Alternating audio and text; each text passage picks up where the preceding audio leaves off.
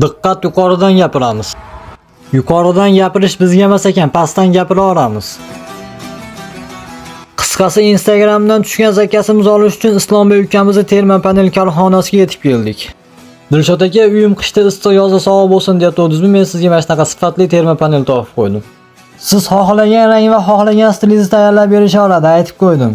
Devoringiz ko'tarilgan bo'lsa bo'ldi ekan, shu ahvoli deb bahona ham qila olmaysiz. Eng qizig'i, uyingiz O'zbekistonda bo'lsa bo'ldi. Dastlabkasi 100% tekin. Hech qanaqa bahonaga o'rin qolmadi. Sizlar mana shu nomerlarga aloqaga chiqing. Bu ko'rkam qahramonlarimizni yuklab, mijozimizni xursand qilgan yo'lga ham chiqib oldik. Orqani kuzatib ketish ham yoqimli-a akalar. Xonobodda har bir burchagi o'ziga yarasha chiroyga ega akalar. Atmosferani go'zalligini qaranglar.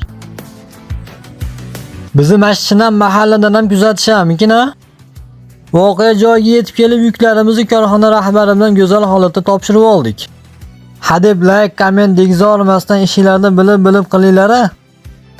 Mayli, o'zingizlarda ehtiyot qilinglar, xonobodlar bodan uzoqlashmanglar.